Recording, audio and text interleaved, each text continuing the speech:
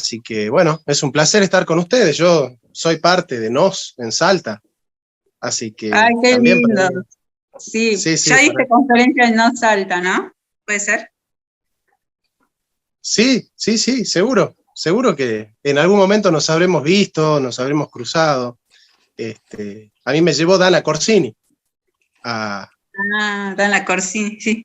al Corsini se partido. pronuncia. Qué bueno. Sí, o sea, qué lindo tenerte aquí, encima que también apoyas al NOS, así que bueno, estamos ansiosos por escucharte y aprender de vos, de todo tu conocimiento. Así que gracias por estar aquí y también gracias a todos los participantes que están acá en el Zoom. Para mí es un placer estar con ustedes. Así que bueno, a disposición, yo hago lo que ustedes me digan. Si tienen preguntas o quieren que comience a hacer un desarrollo, que esperemos un poquito, como sea. Em, yo creo que sí podemos ir comenzando. Esta charla aviso que está siendo grabada y lo vamos a subir después al canal de YouTube de No Jóvenes. Listo, listo, bueno, ahí está. Comenzamos con la exposición.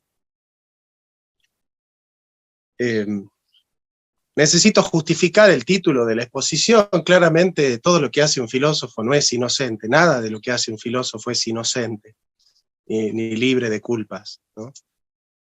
Yo sé claramente que hablar de tercera posición es polémico, ¿eh?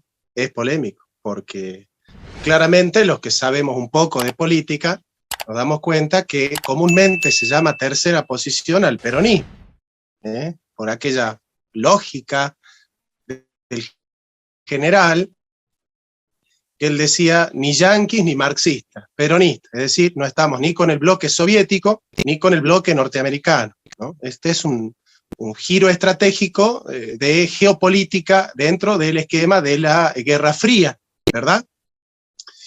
Esto claramente después se va a extrapolar a la condición metapolítica, entendiendo que se lucha ideológicamente al margen, es decir, por fuera de la casa.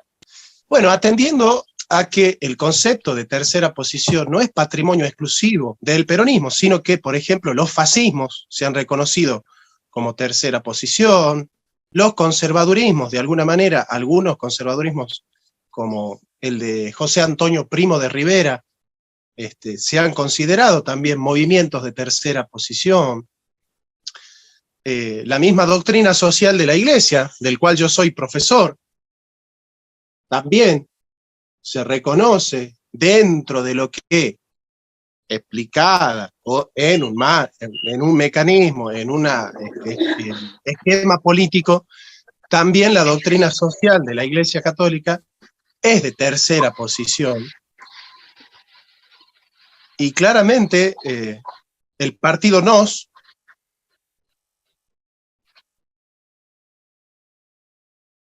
con su,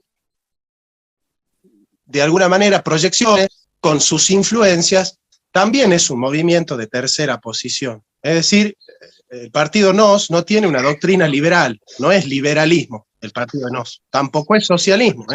Entonces, aún con sus amplias influencias y con sus matices, el partido NOS también es de tercera posición.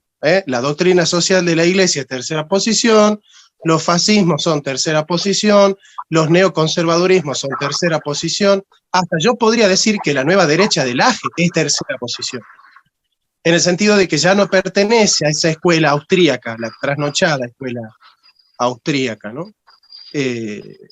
Entonces, claramente, acá yo quiero calmarlos un poco, que cuando nosotros hablamos de tercera posición, no hablamos exclusivamente desde el peronismo. Y había el micrófono ahí encendido. Vamos a tratar de dilucidar quién es. No sé si será Pablo o Nico, que tienen los micrófonos encendidos. Sí, o Pablo o Nico, que son los únicos dos que tienen el micrófono encendido.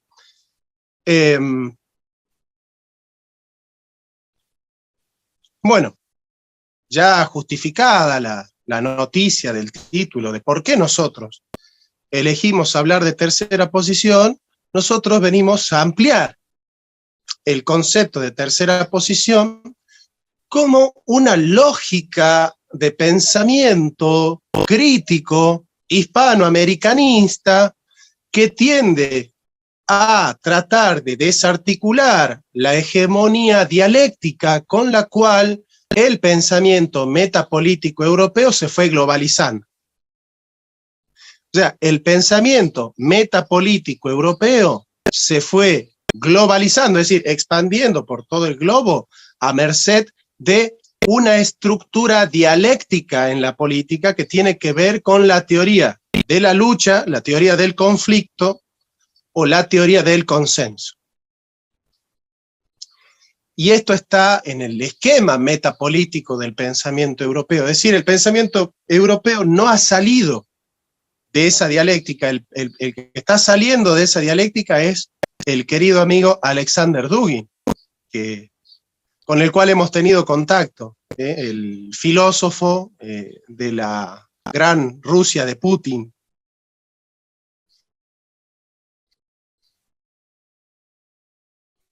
Pero en general, propiamente Rusia, no vemos por Europa, ¿verdad?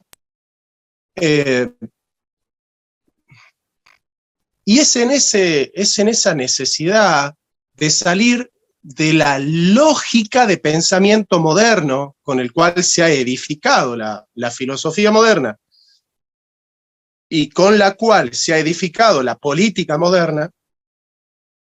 Nosotros entendemos que en el escenario político actual circulan hegemónicamente pensamientos de corte eurocéntrico, es decir, que tienen a Europa como centro de la civilización, como centro del progreso, como centro de la cultura, y dentro de esa lógica se prescinde de lo que se llaman los elementos endógenos del desarrollo. Los elementos endógenos del desarrollo es hacer política hispanoamericana a partir del ser hispanoamericano, a partir de las pulsiones filosófico-políticas y existenciarias y las condiciones coyunturales del ser hispanoamericano.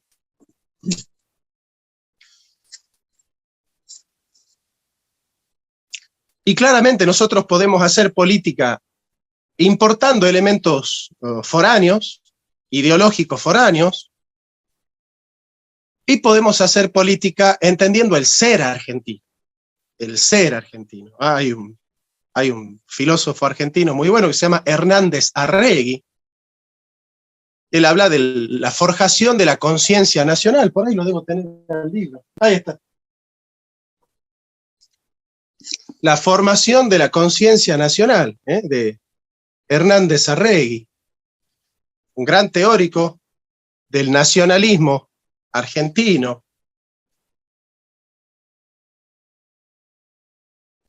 Y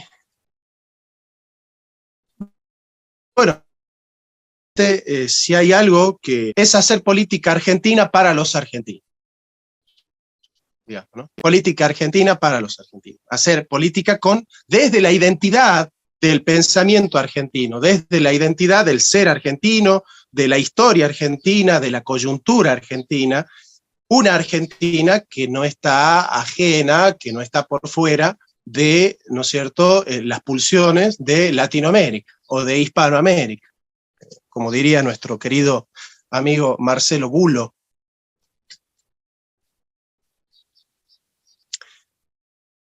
Entonces, ¿en qué consiste la teoría del conflicto? La teoría del conflicto, que surge dentro del marco metapolítico de un filósofo alemán llamado Fichte, la lógica intersubjetiva implica la conciencia de un yo en dialéctica con un no yo, es decir, una identidad en dialéctica con una diferencia. Entonces, se construye una identidad en oposición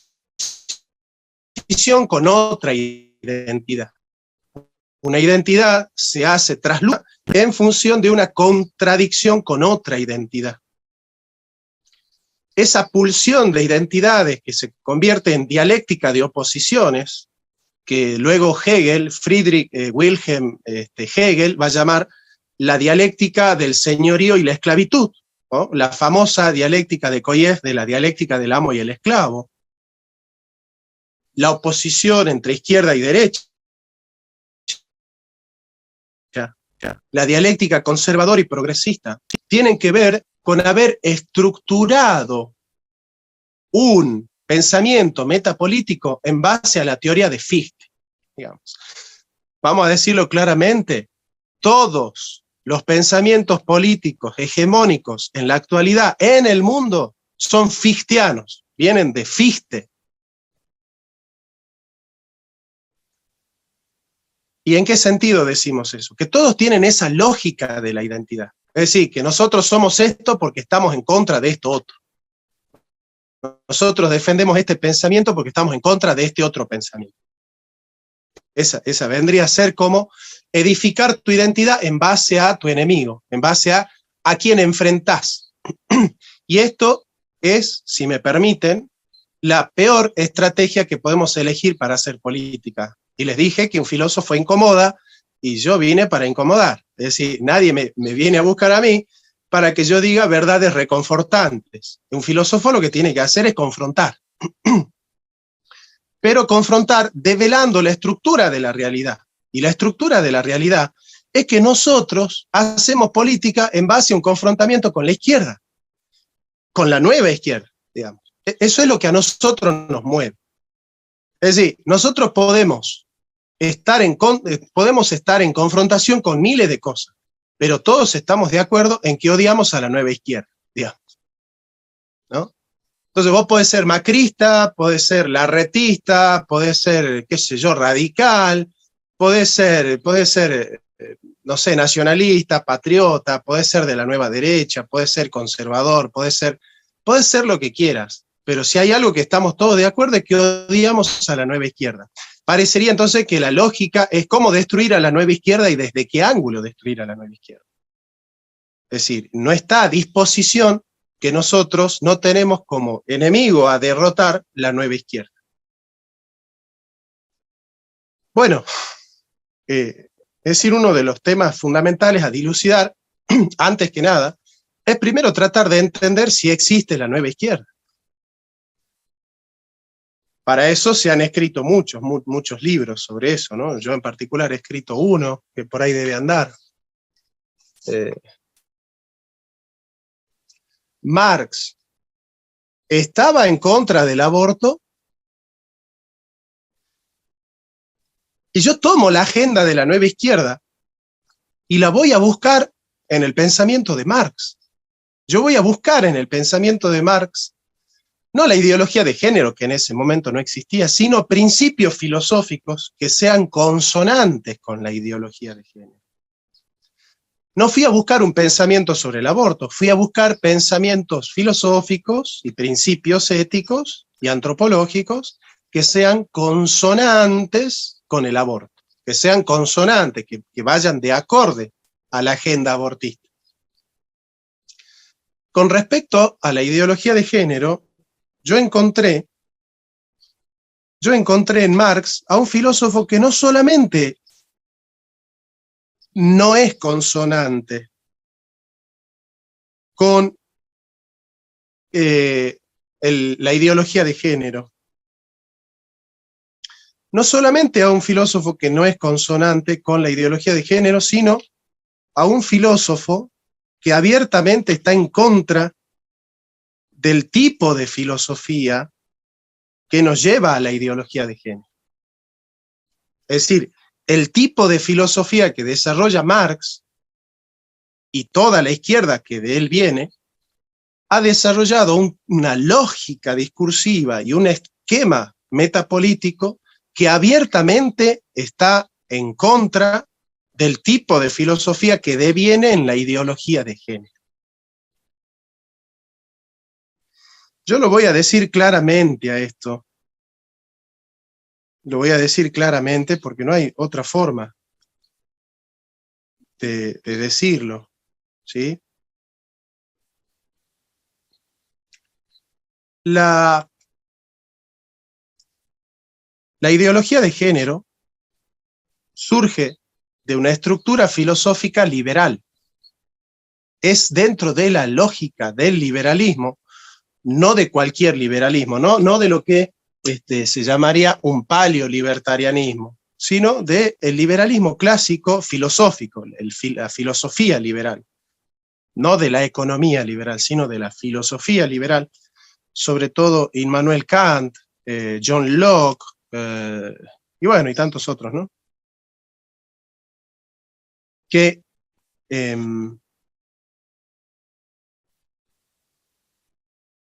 nosotros podemos reconocer esa misma lógica, de decir, de dónde se teje la urdimbre de los conceptos.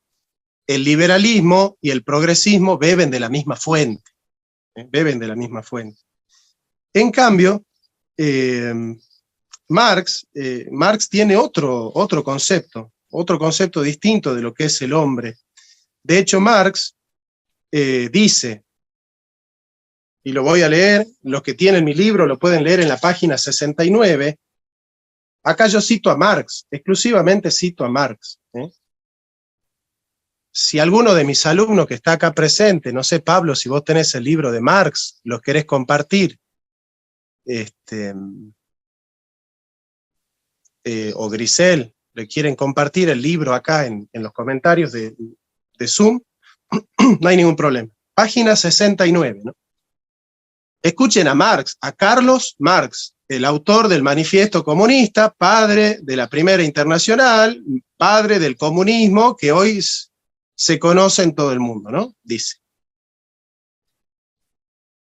la nueva filosofía hace del hombre el objeto único, universal y supremo de la filosofía, con inclusión de la naturaleza como base del hombre, es decir, base de la antropología, la ciencia universal con inclusión de la fisiología. Para Marx, la genética y la fisiología del hombre es fundamental para la esencia del ser humano. Pero sigamos. Dice Marx: la conciencia, criticando a Hegel, ¿no?, jamás podrá ser otra cosa que el ser consciente, y el ser de los hombres es su proceso vital real. Y miren lo que dice, ¿no? Vamos a suponer que nosotros decimos que la ideología de género es una ideología que supone que el hombre es lo que autopercibe ser. Que el hombre es lo que autopercibe ser. Entonces se acerca un filósofo a decirle a Marx: oiga Marx, usted sabe que nosotros predicamos que los hombres son lo que piensan ser, que los hombres son lo que dicen ser, que los hombres son lo que autoperciben ser. Miren la respuesta de Marx ante ese supuesto diálogo que podría existir entre la nueva izquierda y el pensamiento de Marx. Respuesta de Marx a tal postulado que está en sus textos de filosofía. Página 84. No se parte de lo que los hombres dicen, se imaginan, se representan, ni tampoco de lo que el hombre dice ser, imagina o percibe ser, para desde allí acceder al hombre de carne y hueso real. Se toma pie en el hombre realmente activo y a partir de su proceso vital real, se expone la evolución de los reflejos y ecos ideológicos de este proceso vital. ¿Qué está diciendo Marx? Que nosotros partimos del hombre de carne y hueso, del hombre real. Marx está reconociendo en la biología humana y en su desarrollo evolutivo la esencia del ser humano. No hay nada como ese idealismo de la autorrepresentación. Entonces, ¿qué le quiero decir con esto? Que en realidad esta nueva izquierda no es nueva, ni es izquierda. No es nueva porque surge en el idealismo alemán en el siglo XVIII. Díganme si algo nace en el siglo XVIII, ¿es nuevo? ¿Para ustedes es nuevo algo que nace en el siglo XVIII? 18, 19, 20, 21, lleva 4 siglos. O sea, algo que tiene 4 siglos es nuevo. El esquema filosófico que tiene esta nueva izquierda, que no es nueva y no es izquierda, nace en el siglo XVIII, en el idealismo alemán. Porque hay un muchachito que dice que nace con la escuela de Frankfurt en el 20, se comió 2 siglos. Del 18 al 20 son 2 siglos. Y hay otros que piensan que nace en el Mayo francés, ¿no? Peor. Parecería que la nueva izquierda nació en el 2001, ¿no? El esquema de pensamiento filosófico que tiene la nueva izquierda nace en el siglo XVIII con el idealismo alemán. Eso no es nuevo. Y tampoco es izquierda. Tenemos todavía un micrófono encendido. Vamos a ver si todos, por favor, pueden, una vez que ingresan, silenciar los micrófonos, así podemos escuchar sin ruido, ¿no? Sin esas molestias que están de fondo. Tampoco es izquierda por 2 razones fundamentales. Porque la izquierda tiene como estructura metapolítica una confrontación con la burguesía. Y segundo, porque esta falsa nueva izquierda está financiada por la burguesía internacional. ¿Qué clase de burguesía internacional va a combatir la propia lógica de sus intereses de clase? Esta nueva izquierda, que todos los teóricos de la nueva derecha dicen que está financiada, y tienen razón, por la burguesía internacional, no puede representar sino los intereses de la burguesía internacional. Es clarísimo eso, pero es un análisis que cualquier alumno de sociología de primer año puede responder. Si la oligarquía y las burguesías internacionales financian a una ideología, es porque esa ideología defiende sus intereses económicos. ¿Cómo puede ser que Mari, que es la que me invita, defienda una ideología que vaya en contra de sus intereses? Pero de suyo que esto es absurdo, salvo que estemos en la conciencia falsa o la mitificación de la conciencia de Marx, es decir, que una clase social tiene la conciencia alienada y que está defendiendo los intereses de otra clase social. Entonces, claramente, como acá no hay un proceso de alienación, no hay un proceso de alienación, o como le decía, Evita, ¿no es cierto?, a los sindicatos de la Unión Ferroviaria, cuando le hicieron un paro a Perón, ¿no es cierto?, cuando le hicieron un paro a Perón, principio de la década del 50, en el 52, les dice a uno de los compañeros que se decía de la Unión Ferroviaria, que era como que él decía que él seguía al socialismo de Juan B. Justo y de Alfredo Palacio, ¿no? Y Evita le dice, con esta clara conciencia filosófica que tenía Evita, le dice: óigame, compañero socialista, ¿usted sabe quién defiende este paro que están haciendo ustedes de la Unión Ferroviaria? Lo está defendiendo el diario La Prensa. Ahora, el diario La Prensa se convirtió en socialista. Los Gainzapás que llevan las vacas a Europa, ¿se hicieron socialistas? ¿O usted está defendiendo los intereses de la oligarquía? Bueno, esto viene a resultar que en el pensamiento metapolítico que nosotros estamos desarrollando como de la nueva izquierda, en realidad no es nuevo y no es de izquierda. Entonces, ¿qué es este pensamiento de nueva izquierda? En realidad es un nuevo tipo de liberalismo. Es un liberalismo globalizante, es un liberalismo progresista, es un liberalismo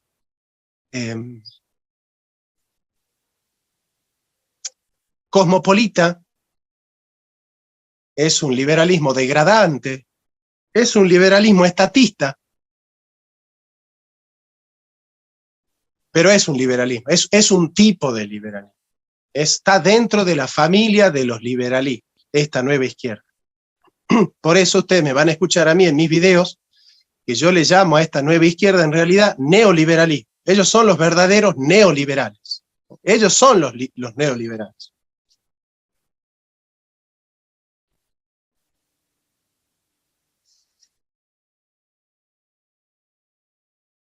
Y por otro lado tenemos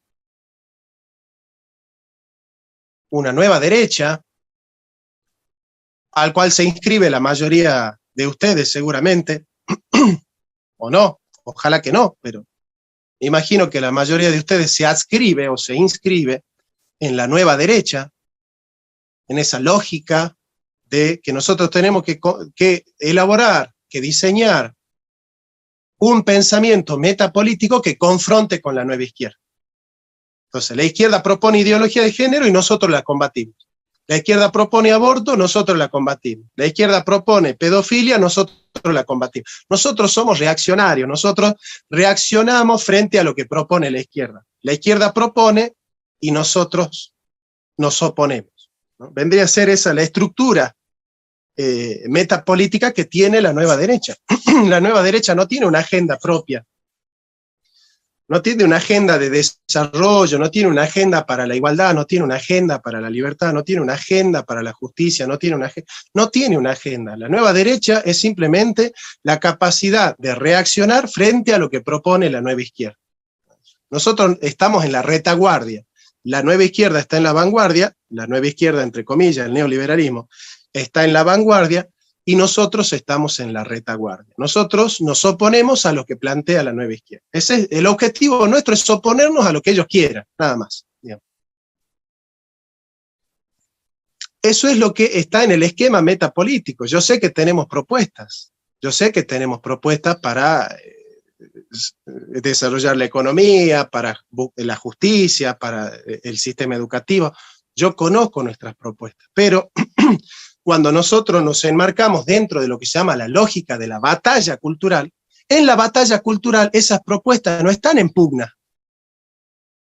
Cuando nosotros hacemos una batalla cultural como reaccionarios, es decir, confrontando con lo que propone la nueva izquierda. Ese es el lugar que tenemos nosotros dentro del escenario de lo que Agustín Laje llama la batalla cultural.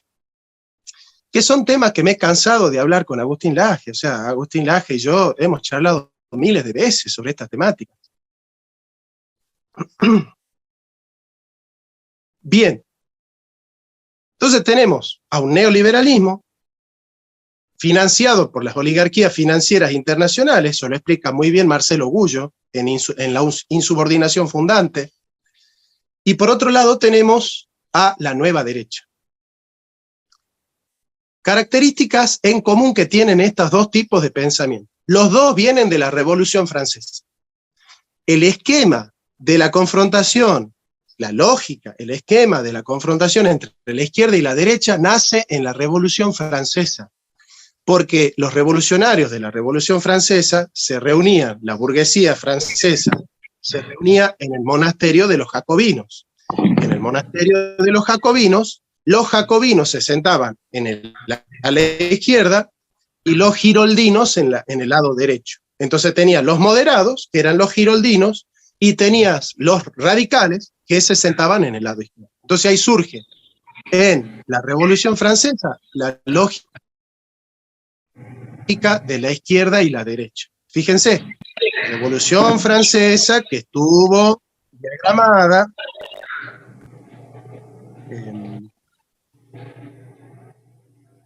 Matías, ¿podés apagar tu micrófono, por favor?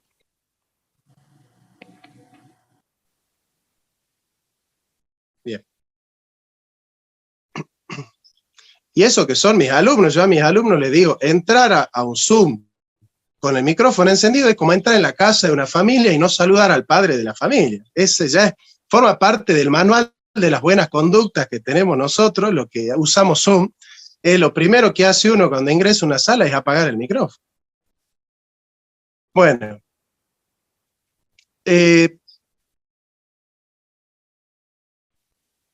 Esa Revolución Francesa, desarrollada por Robespierre, Danton, Saint-Just, e iluminada por los escritores de la enciclopedia, como Diderot, D'Alembert, Rousseau, Voltaire, Kant, que escribió qué es la Ilustración, en realidad está muy motorizada por la masonería.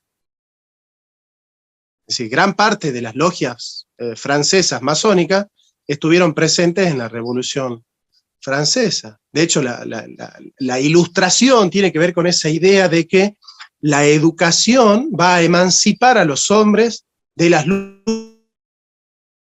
luces de la oscuridad de la religión. La religión es la enemiga de la humanidad. Ese es el esquema de la Revolución Francesa, que el derecho divino, la monarquía y el oscurantismo medieval forman parte de un paquete que hay que destruir.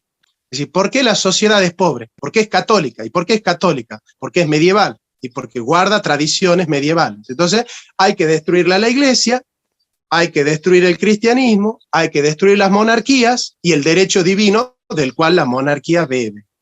Ese es el paquete que plantea la Revolución Francesa, iluminado por Voltaire, por Rousseau, por Diderot, por D'Alembert, pero sobre todo por Kant, padre del liberalismo filosófico. Son profundamente liberales los autores de la Revolución Francesa, y masones. Bueno, esta lógica de planteo político que tiene que ver con un confrontamiento entre la izquierda y la derecha surge de la lógica de la masonería. Es la masonería la que utiliza ese esquema de pensamiento. Es la masonería la que siempre ha predicado esa lógica de pensamiento. Se lo dije en su canal, en la cara, a Agustín Laje. En la cara se lo dije. Esa lógica de plantear la política es la lógica que ha inventado la masonería. No sé si me entienden lo que les digo. Entonces yo les pregunto una cosa y les digo, ¿ustedes creen que esa lógica de pensamiento político es la única que existe? Que antes de la Revolución Francesa, Santo Tomás de Aquino, San Agustín, San Anselmo, San Alberto, ¿no han pensado la política? Que no se podía pensar en política hasta que la masonería francesa nos enseñó esos conceptos. Nosotros estamos condenados a utilizar esa lógica de hacer política. Es una pregunta bastante incómoda, ¿no? Porque si ustedes me dicen sí, que es la única manera de hacer política es pensar con la lógica de la masonería francesa, que es la peor de todas, estamos en problemas. ¿Qué clase de pensamiento nacional puede surgir tratando de emancipar a la Argentina con una lógica masónica de Francia? Bueno, es raro, es rarísimo. Es muy raro. Siempre que se hable en conceptos de izquierda y derecha, se habla en conceptos modernos y conceptos eurocéntricos, no solo europeos, sino eurocéntricos. ¿Por qué? Porque nacen de Europa para Europa.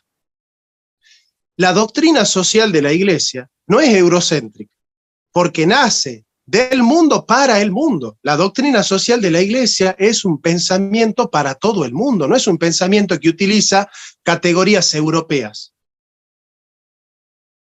Por eso la doctrina social de la Iglesia jamás habla de derecha e izquierda. Ustedes no van a leer una sola encíclica de un papa que hable de izquierda o de derecha. Jamás, no existe ni una. No existe una. Yo vendo mi casa y les doy a mi casa a cualquiera que me presente una sola encíclica papal que hable de la izquierda o de la derecha. O que se plantee como conservadora. La doctrina social de la Iglesia no es conservadora. Tampoco es progresista, porque tiene otro esquema de pensamiento. Yo lo que les vengo a proponer a ustedes es otro esquema de pensamiento, que está por fuera de ese esquema binario. Ese esquema binario y dialéctico de o sos de izquierda y odias a la derecha, o sos de derecha y odias a la izquierda, o sos liberal y odias a los socialistas y a los keynesianos, o sos socialista y odias a los liberales. Esa lógica es una lógica de no pensamiento. La lógica binaria, que San Agustín llama la lógica maniquea, es una lógica de no pensamiento. Eso no es pensar. Pensar no se desarrolla con esa lógica tan fácil de decir, mirá, acá estamos los que somos lindos, los que somos buenos y los que somos castos. Y allá nuestros enemigos son malos, feos y tontos. Lo que Sartre dirá en Los Caminos de la Libertad, el infierno son los otros. Entonces, ¿con qué esquema de pensamiento, qué filósofo tenemos nosotros en la Argentina, por ejemplo, que siguiendo el esquema de la doctrina social de la Iglesia y del pensamiento social católico, ha podido desarrollar otro esquema de pensamiento? Bueno, el primer filósofo de la historia que a nosotros nos enseña a pensar por fuera de esas categorías, el primero de todos, el más grande, ¿no? El primero, el más grande también, Santo Tomás de Aquino. Santo Tomás de Aquino, y en esa lógica, una escuela española muy interesante, que es la Escuela de Salamanca. La Escuela de Salamanca, desarrollado con Francisco de Vitoria, el autor de el derecho de gentes, que es el que triunfó contra Ginés de Sepúlveda en los debates de Salamanca con respecto al tratamiento que merecían los indígenas en Hispanoamérica. Y en la Argentina tenemos el mejor filósofo político de todos, que es Arturo Sampay. Arturo Sampay. Arturo Sampay, que escribió Introducción a la teoría del Estado, fundamentos de derecho constitucional, de derecho político.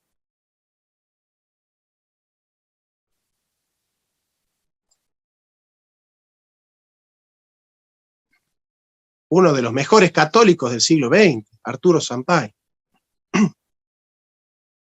Filósofo tomista. Filósofo tomista. Dice Sampay, nosotros tenemos dos maneras de pensar la política, desde el idealismo o desde el realismo. Nosotros podemos hacer idealismo político o realismo político. ¿Y qué es el idealismo político? El idealismo político consiste en partir de las ideologías, que el punto de partida de nuestra reflexión filosófica son las ideologías. Entonces, si la izquierda dice una cosa, yo digo lo contrario.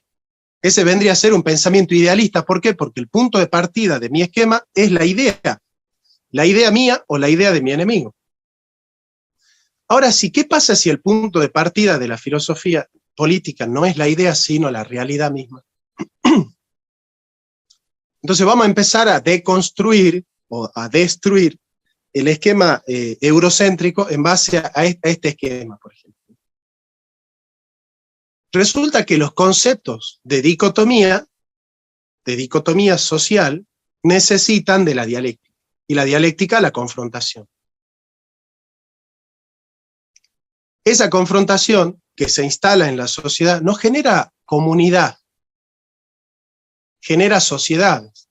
La sociedad tiene como fundamento el contrato. Ahí lo veo a Federico Daer, por ejemplo, ¿no? Bueno, yo lo veo ahí a Federico. Yo con Fede nos vamos a hacer socios. ¿Qué significa socios? Que hacemos un contrato. Y el contrato es un contrato económico. La sociedad está basada en el contrato social. La sociedad está basada en el contrato social.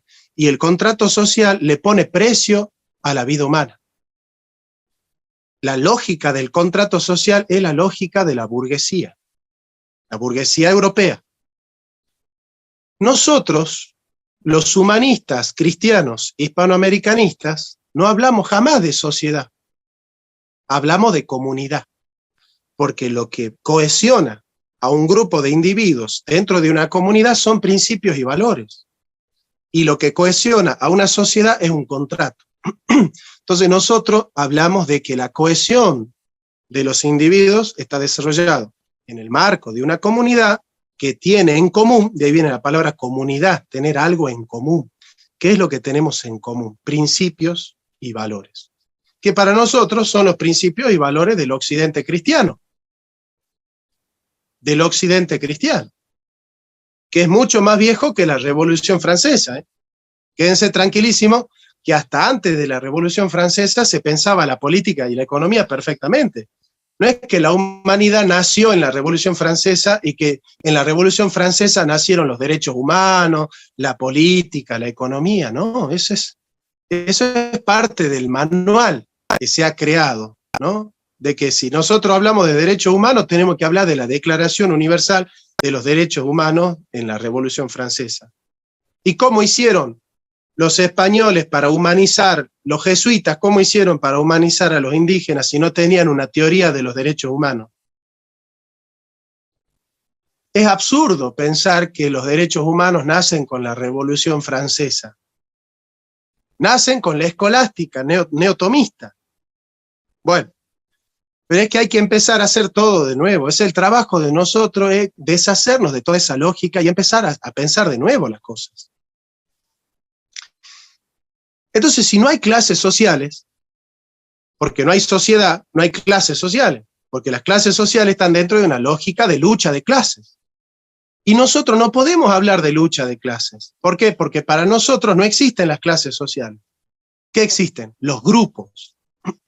Y los grupos sociales son bien definidos. Los grupos comunitarios son bien definidos. ¿Por qué? Porque están cohesionados bajo la lógica del trabajo. La ama de casa, el peón rural, el desocupado, el desempleado, el empleado estatal, están dentro de una lógica de trabajo. Y son grupos sociales. Entonces nosotros, cuando hacemos política para grupos sociales y no para clases sociales. Y no hablamos de lucha de clases, sino de acuerdo de grupos. Nosotros vamos a hacer política en base al acuerdo de grupos. Nosotros queremos que esos grupos se cohesionen, se articulen como una comunidad organizada, que la comunidad se organice. Bueno, ¿cuál es el criterio a través del cual una comunidad se organiza? El criterio de la organicidad. La organicidad es que la comunidad es un ser vivo, es un cuerpo vivo que tiene su propia lógica, que tiene sus propios conflictos. Nosotros no hablamos de lucha, sino de conflictos, y no hablamos de consenso, sino de acuerdo. Y en ese esquema, que no tiene que ver solo con la semántica, sino con toda una comprensión de la sociedad, el que articula a los grupos sociales es un proyecto nacional. Es un proyecto, si vos no tenés un proyecto nacional, no podés articular los grupos de la sociedad. Los grupos de la comunidad no se articulan si no hay un proyecto nacional. Ahora, el proyecto nacional es antiimperialista, de entrada, ¿no? Así les digo, el pensamiento hispanoamericano, criollo y católico es antiimperialista. Las encíclicas católicas todas son antiimperialistas. No hay nada más imperialista que el pensamiento católico. Es antiliberal, es antiimperialista, es antiliberal, ¿no es cierto? Antiliberal. Las encíclicas papales están en contra del liberalismo. Absolutamente en contra del liberalismo. Miren, yo acá tengo un libro viejísimo que me heredó mi abuelo, que se llama Encíclicas Políticas y Sociales de los Romanos Pontífices. Está en Google, todavía lo pueden conseguir en Mercado Libre, es una joya este libro. Porque acá están todas las encíclicas sociales y políticas de todos los papas. De todos los papas. Y bueno, yo doy clase con estos libros, no es que yo le estoy diciendo algo de lo que a mí se me ocurre, ¿no? Yo le estoy diciendo lo que dicen los papas. Si alguien será más papista que el papa, será otra cosa, ¿no? Pero acá nosotros tenemos el 20 de junio de 1888 una encíclica del Papa León XIII que se llama Libertas, sobre la verdadera libertad contra las falsas libertades. Ahí tiene. No van a leer un texto más antiliberal que este. No existe. Ni Marx escribió algo tan profundo en contra del liberalismo que esta de encíclica del Papa. Todos los papas fueron antiliberales, todos. Juan Pablo II, Benedicto XVI, el Papa Francisco, Pablo VI, Juan XXIII, Juan Pablo I, Albino Luciani, todos los papas fueron antiliberales. Porque el liberalismo, ahí está, Matías es liberal y dice, es cierto. Pero ¿por qué los papas son antiliberales? Porque el liberalismo es la expresión máxima del pensamiento moderno. Y el pensamiento moderno se edificó en confrontación con el medievalismo católico. El pensamiento moderno tuvo una clara conciencia de que estaba en contra de la filosofía medieval. Y la filosofía medieval es la expresión del pensamiento católico. Por supuesto que sí, pero por supuesto que sí. ¿Cómo no se va a oponer el pensamiento católico al pensamiento de Milei? Pero por supuesto que sí. Pero esto no es que el Papa Francisco es de izquierda y el Papa Benedicto XVI es de derecha. El liberalismo es pecado. Ahí está, Federico nos muestra un clásico libro, pero por supuesto que sí. Por supuesto que sí. Y esto es así. El marxismo es una herejía cristiana. Es una herejía cristiana. Pero el liberalismo se edificó en contra del cristianismo. La escuela austríaca, Hayek y Mises, cuando piensan en Jesús, piensan en un resentido social. Piensan en el cristianismo como el enemigo que hay que destruir. Esa es la lógica de la escuela austríaca que defiende Milei. Por eso Milei, ¿dónde terminó? En el judaísmo.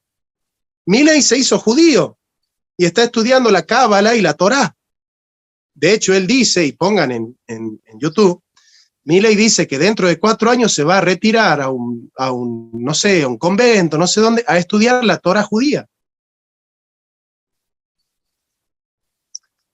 Porque bueno, el Talmud no condena la usura. La Iglesia Católica siempre ha condenado la usura. Pero bueno, son cosas de las cuales podemos charlar y que ese libro, el liberalismo es pecado, desarrolla muy bien. Entonces, ¿qué les quiero decir? Que el esquema metapolítico del cual nosotros partimos, es la realidad, y no lo que se dice de la realidad. Son los hechos y no los conceptos. Son los hechos y no los conceptos. Entonces, ¿cuáles son los hechos? Los hechos es que nosotros no podemos resolver a priori ningún problema. Nadie es nuestro enemigo a priori. A priori es que no hay nada mejor para un argentino que otro argentino. A priori tenemos un principio cristiano. Nosotros no luchamos ni contra carne ni contra sangre, sino contra principados y huestes celestiales. Entonces, ¿cuál es el problema de todo esto? Que nosotros no podemos permitir que estos discursos de división, de fragmentación y de ruptura social se instalen en el tejido social de Hispanoamérica, porque nosotros necesitamos una Hispanoamérica que sea una comunidad, y la comunidad está unida, no está fragmentada. ¿Se entiende? Entonces, si ustedes predican la ideología, ahí la veo a Jimena Quintero, por ejemplo, donde la prima de Jimena que se pone el pañuelo verde es la enemiga de Jimena, entonces ya no se puede hacer política. Nosotros no podemos hacer política católica, no podemos hacer política realista, no podemos hacer política humanista y cristiana, bajo la lógica de que Jimena es enemiga de su prima. No sé si me entienden.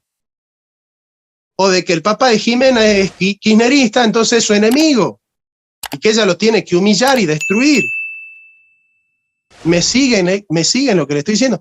El principio de la vida social para el realismo cristiano que predicamos nosotros es la paz social, es la amistad social.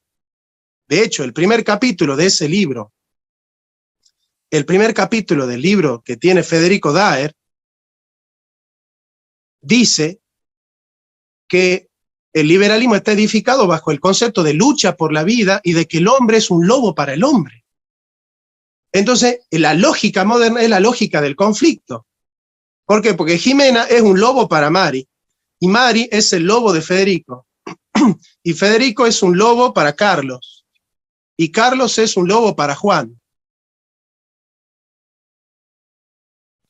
¿Y qué les parece? ¿Eso es lo que dice el Evangelio? ¿Que el hombre es un lobo para el otro hombre? El hombre es hermano del otro hombre. Aristóteles, en el libro sexto de la Ética Nicómaco, dice, el hombre es un amigo del otro hombre. Entonces, el principio de la vida social para nosotros, los tomistas, es la amistad social. Ese es el principio de la vida social, que nosotros tenemos que sembrar pensamientos de amistad social, para suturar las heridas que vienen haciendo los masones hace 400 años desde la Revolución Francesa. No sé si me van siguiendo hacia dónde quiero llegar. Porque ustedes no piensen que solo la izquierda está fragmentando a la sociedad, ¿no? No piensen que solo la izquierda está rompiendo el tejido social, ¿eh? ¿Ustedes piensan que Manuel Danan no está rompiendo el tejido social? ¿Ustedes piensan que aquello que están haciendo, la lógica de la nueva derecha, no están rompiendo el tejido social? Son temas que yo hablo con Agustín cara a cara, o sea, hablamos por teléfono, por llamada, por WhatsApp, por donde sea, lo hablamos al tema. No son temas que si Agustín Laje me escucha decir esto, Agustín Laje va a decir, che, es una novedad para mí lo que dice Jonathan, ¿eh? La verdad que yo no sabía que Jonathan piensa así. Es un tema que siempre lo predico, en todos lados lo predico. Entonces nosotros que tenemos el principio de la vida social, que es la amistad social, hay tantos libros sobre esto. Bueno, es que lo que pasa es que si nosotros leyésemos más las encíclicas de los papas, nada más, leer un poquito más las encíclicas, ¿eh? Hay católicos que leen más la escuela austríaca que a sus propios papas. Es increíble eso, pero es así. Vamos a entender entonces que el acuerdo, que la amistad, que la paz son fundamentales, ¿eh? Nosotros ahora tenemos una nueva derecha que está militando por la libre portación de armas, que está militando por la venta de órganos. Todo aquello que siembra en la comunidad la desunión, el conflicto, la lucha. Esa es la lógica de la fragmentación, esa es la lógica del conflicto. Tanto la izquierda como la derecha están instalando en el mundo la lógica del conflicto.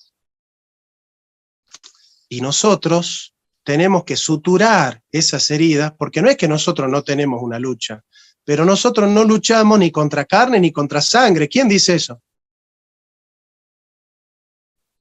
¿En qué libro está escrito que nuestro enemigo no es ni carne ni sangre? ¿Qué significa carne y sangre? ¿Quién es carne y sangre para un hebreo? El ser humano. El ser humano es carne y sangre.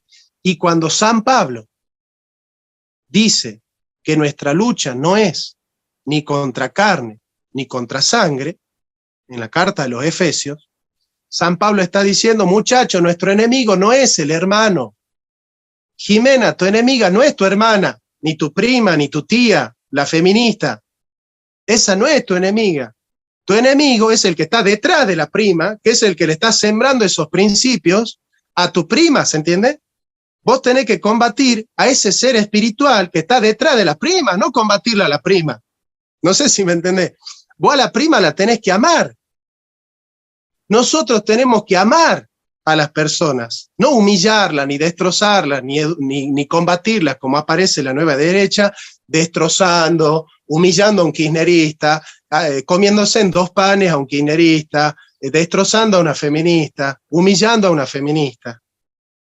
Nosotros tenemos la verdad evangélica no para humillar, ni para destrozar, ni para avergonzar, ni para destruir, sino que tenemos la verdad cristiana para liberar al hombre, para exaltar al hombre, para acariciar al hombre. La verdad evangélica no golpea, acaricia y libera. La verdad te hará libre. Entonces nosotros tenemos la lógica del amor.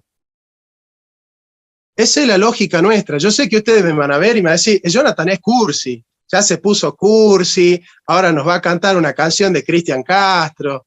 No tiene nada que ver con la cursilería, tiene que ver con que nosotros hacemos política desde el amor que sana, desde el amor que sutura, no desde el odio que divide y fragmenta. Nosotros no sembramos prejuicios, nosotros sembramos pensamiento crítico, y pensamiento crítico en base a esto. Miren, esto es un tema que salió en mi círculo de amistades, ¿no? Yo tengo un amigo que se puso de novio con una chica, y se comprometió con la chica, y la chica es feminista.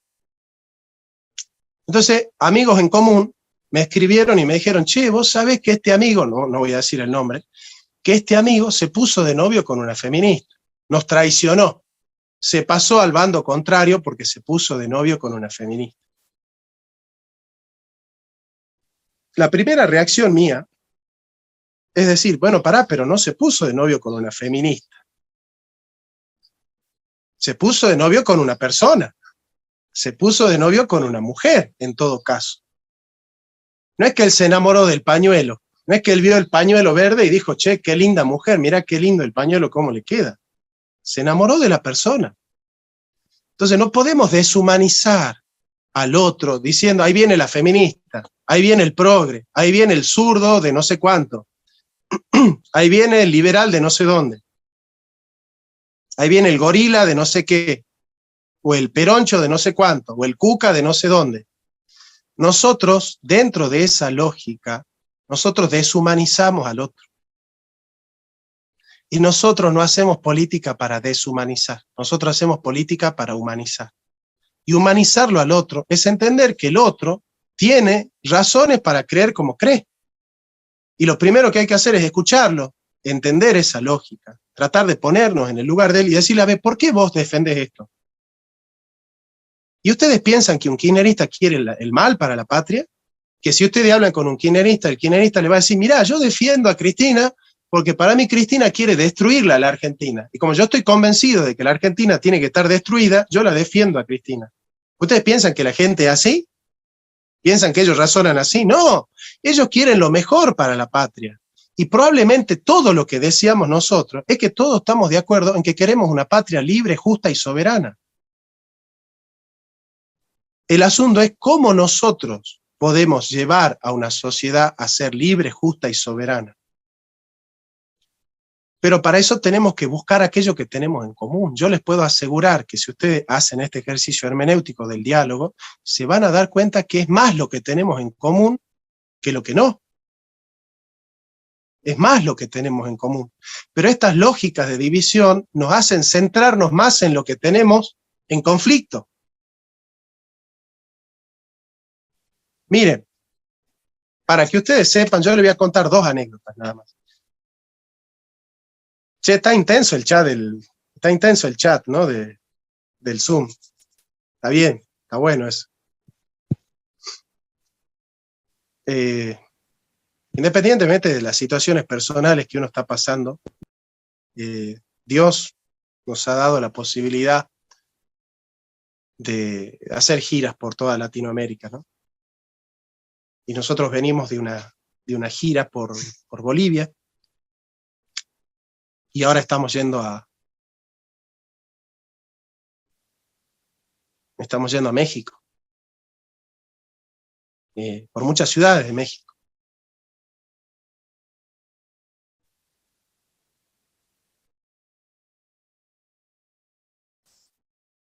Y nos tocó ir a Santa Cruz, a Bolivia.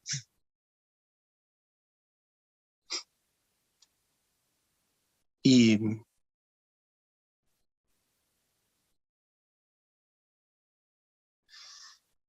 en Santa Cruz, Bolivia, nos tocó reunirnos con las feministas y el lobby LGTB que milita en Santa Cruz. Eran 30 militantes, la mayoría lesbianas, gays, transexuales, bisexuales, y toda esa rama de sexualidades, ¿no? que circulan hoy. Nos juntamos en un barcito, que era un bar liberal, era un bar que tiene una biblioteca de fondo con todos libros liberales. Y ahí nos juntamos, ¿no? Bueno, nos servimos ahí unos chocolates, una chocolatada, un cafecito, y estuvimos dialogando durante 3 horas. Les cuento cómo termina la charla, les muestro mi libro de Marx, y les digo, muchachos, ustedes son liberales, porque solo el liberalismo puede defender al más fuerte. La izquierda defiende al más débil, y en el aborto el más débil es el niño por nacer, y comencé a explicarle la lógica de la discriminación. Para ustedes son personas todo menos los niños por nacer. Esa es una lógica de la discriminación, les dije. Ustedes quieren discriminar, ustedes creen que la izquierda nació para decir que hay seres humanos que merecen vivir y otros que no, pero estamos todos locos, ustedes no son de izquierda, ustedes son liberales. Porque Marx combatía a Malthus, que apoyaba el aborto y el control de la natalidad, y Marx estaba en contra del aborto. Entonces yo les pido, muchachos, les decía, que ustedes sigan a Marx, pero no a Malthus. Entonces no sean abortistas, no defiendan la ideología de género, porque eso es liberalismo puro. No sé si me entienden. Bueno, ¿saben cómo terminó la charla? Terminamos todos abrazados y me invitaron a sus barrios a predicar sobre la vida. Las feministas. Guillermo Ramadán y todos los testigos que estuvieron ahí, ¿no? Porque hay miles de testigos, les pueden contar la historia. Pero ¿por qué es que uno puede tocar esas fibras íntimas? Acá en Salta, 3 mujeres líderes del Partido Obrero se hicieron pro vida. Porque nosotros no vamos con la lógica de la confrontación. Yo no las convencí de que ellas son mis enemigas. Esa no es la lógica que libera. A ellos hay que liberarlos, y si vos los convencés de que lo querés humillar y de que es tu enemigo, no lo estás liberando. Entonces, si la AGE gana el debate, la pierde a la persona, porque la está humillando a la persona. Y la verdad no está hecha para humillar, está hecha para liberar. Entonces, ¿de qué te sirve ganar el debate si la perdés a la persona? Si el objetivo tuyo no es ganar el debate, es un estúpido el que piensa que tiene que ganar el debate y perder a la persona. No sé si me entienden lo que le estoy diciendo. Yo tengo que utilizar las palabras para ganarle a la persona, no para ganar el debate. ¿De qué me sirve ganar el debate si pierdo a la persona? No sé si me entienden. ¿Qué gano yo con que todo el mundo piense que yo soy el destructor del siglo XXI si yo no gano nadie para la causa? ¿Quién es más importante? ¿El que destruye 100.000 marxistas o el que convierte a un marxista en cristiano? No sé si me entienden lo que les estoy diciendo. Salgamos de la lógica de la confrontación, salgamos de la lógica de la izquierda y la derecha, salgamos de esa lógica. Esa lógica nos deshumaniza. Esa lógica no nos ayuda a sembrar principios sociales. Esa lógica no nos ayuda a construir una comunidad con principios y valores. Bueno, ¿ve? Yo desprecio a la derecha, tampoco, yo no les estoy enseñando a despreciarla a la derecha. No es que nosotros ahora tenemos que humillar al de derecha, nosotros tenemos que salir de esa lógica. La lógica del desprecio, la lógica de la confrontación, la lógica del conflicto. Tenemos que salir de esa lógica. Yo les voy a ser franco, ¿no? Porque el objetivo de esto no es manipular. Sino ser lo más franco posible, ¿no? Dentro de lo que uno puede. Bueno, Matías, te entiendo perfectamente, pero bueno, trata de escuchar lo que uno dice. Relájate y escucha lo que uno dice, después charlamos si querés, pero pone foco en lo que uno está diciendo. Pone foco en lo que uno está diciendo. Quizá no sea importante lo que uno dice, pero prestale atención porque capaz que sí. Esto no es una novedad, ciertamente yo soy justicialista.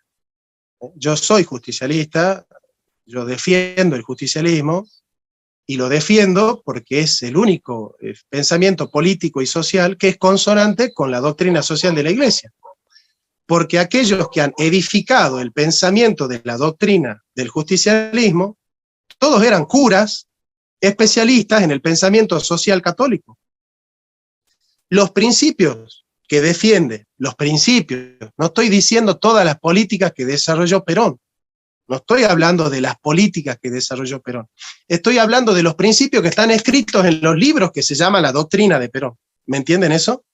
Esos libros que fueron escritos por curas, en su mayoría, que tienen que ver con la doctrina de Perón, son consonantes con el pensamiento de la doctrina social de la Iglesia, porque se edificaron al calor de la doctrina social de la Iglesia. ¿Me siguen lo que les digo?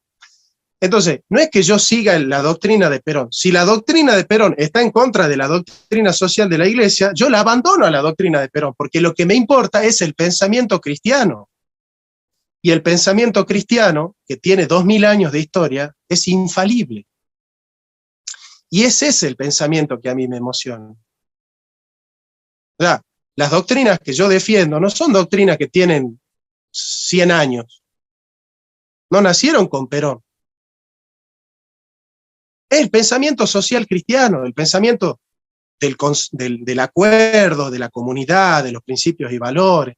Claro, usted me va a decir, che, pero Perón no defendía nada de eso, o Perón en todo caso, como que no le importó mucho todo eso. Bueno, ese es un tema político, ya no es un tema filosófico, ¿se entiende? Ya sería un tema político ver hasta qué punto Perón era peronista. De hecho, el cura Benítez, que es uno de los que escribió probablemente la Comunidad Organizada, en una de las cartas que le manda Perón en Puerta de Hierro, le dice el cura Benítez a Perón, Perón, usted no es peronista. Ya en algún momento le voy a escribir un artículo sobre eso, donde el cura Benítez le dice a Perón, Perón, usted no es peronista, porque Perón le estaba escribiendo cartas al Che Guevara, y estaba coqueteando con Castro, ¿no? Y le estaba diciendo compañero a Guevara, y ahí el cura Benítez le dice, bueno, pero usted ya no es peronista, entonces, ¿no? Es muy interesante eso. Pero ¿qué les quiero decir con todo esto?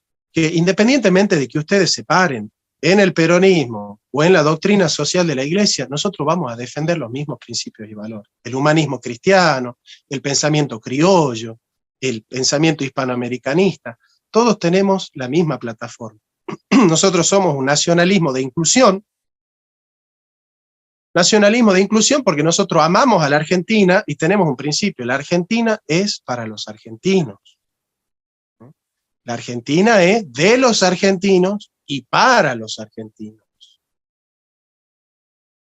Pero nosotros no somos chauvinistas, nosotros no edificamos nuestra conciencia nacional en base a la rivalidad con la conciencia nacional de otros pueblos. Esa es la lógica de la xenofobia europea. El nacionalismo español no se edificó en contra del pensamiento portugués, pero el nacionalismo inglés se edificó en contra del nacionalismo alemán, y el alemán en contra del francés, y el francés en contra del inglés. La lógica del nacionalismo europeo es la confrontación. ¿Por qué? Porque son países imperiales. Pero ustedes conocen las colonias de Bolivia. ¿Cuántas colonias tiene Bolivia? ¿Cuántas colonias tiene Perú? ¿Cuántas colonias tiene Paraguay? ¿Se dan cuenta? Nosotros en Hispanoamérica no somos países imperialistas porque tenemos otra lógica. Entonces nuestro nacionalismo no es un nacionalismo xenófobo, no es un nacionalismo de exclusión, no es un nacionalismo que crea muros, es un nacionalismo que teje puentes, puentes de diálogos y de amor, que es lo que nos enseña el Papa Francisco a nosotros también. Amemos a la Argentina, defendamos a la Argentina y que nuestra prioridad sean los argentinos, pero nuestra Argentina tiene los brazos abiertos. No los brazos abiertos para la reina de Inglaterra, ¿no? Tiene los brazos abiertos para toda persona que necesite vivir en el suelo argentino y aprovechar de nuestros recursos para vivir en la Argentina y para disfrutarlo en la Argentina. Bien. Entonces nosotros estamos basados en la lógica de los derechos naturales, en la lógica de una relación de compromiso del hombre con el otro hombre, de afecto y de amistad, de una armonía del hombre y la naturaleza. Nosotros estamos basados en los derechos naturales. Nosotros no somos estatistas, no somos estatistas. Para nosotros la lógica de la política no está basada ni en el individuo ni en el Estado, sino en la comunidad organizada. La comunidad organizada es ese lugar en el cual se encuentra el pueblo, los clubes de barrio, las salitas, los hospitales, el club de fútbol, la cancha, la plaza, la salita, la unidad básica, todos esos lugares donde la comunidad se encuentra libremente, es ahí donde se teje la urdimbre de la comunidad. Es en esa libre asociación de los individuos, que se llama comunidad, donde se teje la política.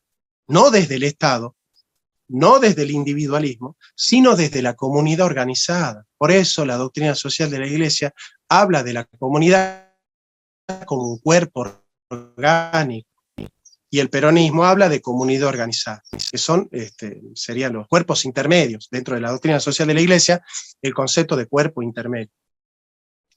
Nosotros no resolvemos a priori quién es el enemigo, nosotros hacemos la distinción entre el inimicus y el hostis. El inimicus es el enemigo privado. Del inimicus vestus, amen a sus enemigos, es el enemigo privado. Es el enemigo privado. Si a vos te atacó una persona y te pide perdón, vos estás obligado a perdonar a esa persona. Ese es el enemigo privado. Nosotros debemos combatir al enemigo público, que es el enemigo de la patria. Y nosotros tenemos un solo enemigo, que es el Imperio Británico, cuyo socio fundamental es en la región de Oriente el Estado de Israel y en la región de América los Estados Unidos de Norteamérica. Porque esos son los estados que dentro de su lógica imperial siempre han atacado los intereses de nuestra América profunda. Y son nuestros enemigos. Pero no enemigos personales, son enemigos políticos. Nosotros combatimos políticamente a nuestro enemigo, ¿sí? Por eso no hay nada mejor para un argentino que otro argentino.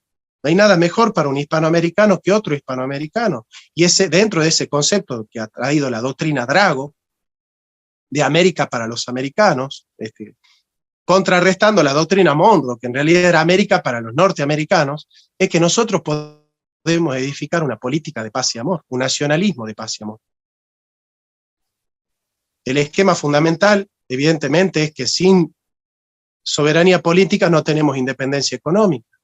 Y sin independencia económica no tenemos justicia social. La justicia social no es un invento de Marx, la justicia social está en todas las encíclicas de los papas. La justicia social es un tema profundamente cristiano. El principio de reciprocidad en los términos de intercambio, el principio de subsidiariedad, el concepto de subsidio como ayuda al que no tiene para fortalecer su autonomía como trabajador, son todos temas caros de la doctrina social de la Iglesia. ¿Cómo yo voy a apoyar a alguien que dice que la doctrina social es un robo? Si es mi iglesia la que está predicando la doctrina social. ¿Cómo yo voy a apoyar a alguien que dice que la justicia social es un robo si es mi iglesia la que ha desarrollado ese concepto? Es muy absurdo todo esto, es hasta cómico todo esto que pasa, ¿no?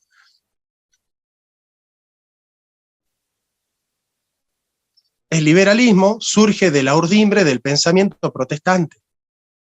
Todos los teóricos del liberalismo, todos fueron protestantes.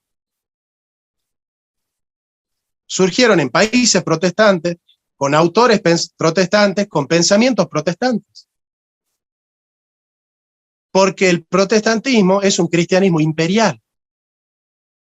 El catolicismo no es una religión imperial. Por eso, el indígena no era un esclavo, era súbdito del rey. El estatuto político del indígena no era ser esclavo, ni ser vasallo, es súbdito del rey. Entonces, hay que entender un poco la historia, hay que entender un poco la política, hay que entender un poco los principios, ¿sí? Y ver desde dónde estamos dando la batalla. Para terminar, entonces, les digo, por favor, no sembremos la lógica del conflicto, no sembremos la lógica de la ruptura del tejido social. Nosotros tenemos que combatir ideas, sí, pero nosotros no somos enemigos de personas, nosotros no combatimos a las personas, nosotros no tenemos que destruirlas a las personas. En esa lógica que busca el acuerdo, que busca la amistad social, que busca restituir la paz social, nosotros vamos a edificar una comunidad organizada que sea lo suficientemente fuerte para enfrentarse a todos los imperios que quieren destruir la unidad, la armonía y la libertad del pueblo argentino todo. Por eso nuestro gran autor, que es el Martín Fierro, nos dice: los hermanos sean unidos y tengan unión verdadera en el tiempo que sea, porque si entre ellos se pelean, los devoran los de afuera.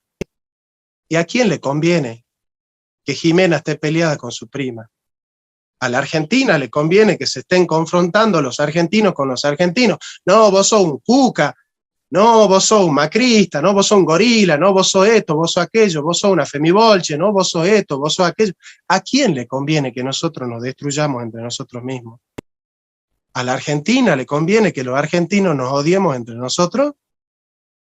Yo los invito a revisar la lógica con la cual están haciendo la política, que puedan revisar hacia dónde quieren llevarla a la comunidad, y revisar que nuestra lógica no es esa lógica de o añorar un pasado que no es tan ideal, o proclamar un futuro de destrucción.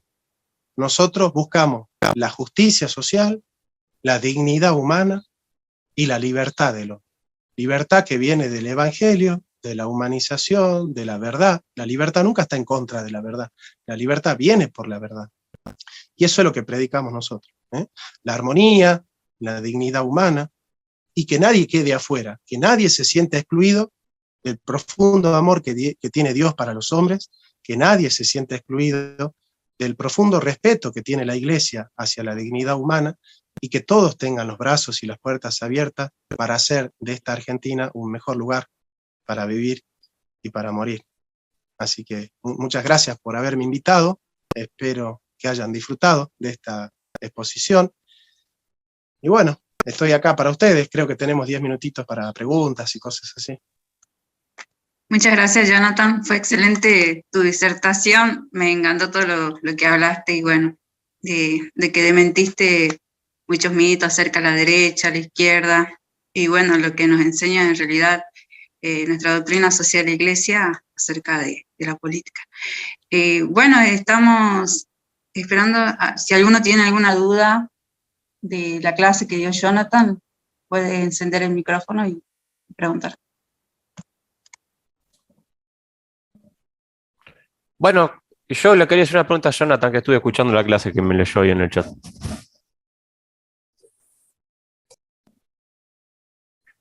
Jonathan, ¿se fue? Sí. Por supuesto, hermano, claro. No. Entonces, hagamos lo siguiente. Yo también estoy muy en desacuerdo con destruir a una persona en un debate, porque ese no es el objetivo, sino es un intercambio de ideas, sano. Y yo considero entonces que si el que defiende una doctrina se vuelve inquisidor con la persona que tiene enfrente al debatir, yo ya no lo considero un buen defensor de su postura o doctrina. A mi criterio personal, no sé si estoy en lo correcto. Estás en lo correcto, pero los liberales en la Argentina no estarían haciendo lo que vos decís, ¿eh? ¿No son liberales? Ah, bueno, está bien. Como yo no tengo el liberalómetro, ¿viste? Entonces, no me gusta usar el liberalómetro porque me parece algo de una arrogancia intelectual dentro de la misma postura. Se lo digo hasta los más anarquistas, que dejen de ser tan arrogantes intelectualmente. Claro. Bueno, a mí no me importa tanto si Milei o qué sé yo, es liberal o no. A mí lo que me importa es que no me rompa el tejido social de los argentinos. Milei no que, es no me que no me le enseñe a los pibes a odiar a otros pibes. No, eso está re mal. Eso es lo que a mí me importa, ¿viste? Mirá, buscalo a César Moreno y o sea, él sí es un verdadero liberal. Está bien, bueno, dale. Listo, joya. Era lo único que quería preguntar. Gracias. Si alguien tiene una duda, le doy un espacio. Gracias. Ahí está Fede. Bien. Federico, puedes. Gracias, Mari. Gracias, Jonathan. Gracias a todos los participantes. Bueno, realmente, Jonathan, como siempre, de primera. Yo creo que todos hemos aprendido muchísimo. Yo como salteño, ustedes saben que yo nací un 15 de septiembre. Un milagro para los salteños. Un milagro, hace poco. Y al respecto de toda la temática tratada, Jonathan, yo quiero o pretendo, para el análisis, por supuesto, de todos, hacer algún comentario respecto a 2 o 3 puntitos. Cuando inicialmente hablaste de la ideología de género, del aborto, barbaridades, por supuesto, propias de esa, disculpe que por ahí baje la mirada, pero bueno, lo tengo, he tomado nota, propia de esa burguesía, creo que estoy totalmente de acuerdo y creo que todos debemos convencernos de estos, de esa burguesía internacional igual masónica. No hay duda que el trabajo masónico, desde hace 2000 años, cada uno lo analizará de qué manera, viene insistiendo, con un trabajo que no tiene ningún apuro, tiene años, centenares, siglos para trabajar. Decimos que San Martín es masónico o fue masónico, no conocemos la historia.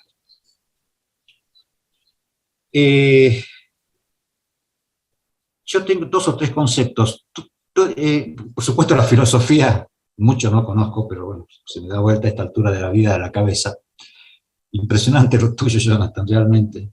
A confrontar. El filósofo está muy bien. ¿Dónde estaría la naturaleza divina en todo esto? Porque todo veo que está muy humano. Todo lo que estamos conversando es todo muy humano. ¿Y nuestra naturaleza divina tiene o no tiene que ver en todo lo que nos está pasando? Yo creo que sí. Yo creo que sí. De ahí que creo que lo que nosotros llamamos burguesía internacional o masonería tiene en su cabecita, está convencida de que hay que destruir justamente el derecho divino. Creo que vos lo manifestaste, Jonathan. Y todo su paquete. Por supuesto que el proyecto nacional, este del que hablamos, poco tiene que ver con el famoso, ¿no?, compendio de la doctrina social de la Iglesia. Pero bueno, allá vamos. Y una cosita más. No sé si la verdad cristiana, tengo mis dudas, tiene que ver con lo que yo llamo la verdad católica. No sé. Yo prefiero más hablar de una verdad de la que muchos olvidamos, católica, que cristiana. Porque cristianos, estamos llenos de cristianos con distintas ideologías, con distintos convencimientos. Yo prefiero hablar de, prefiero, cuando leo la Biblia, esta Biblia,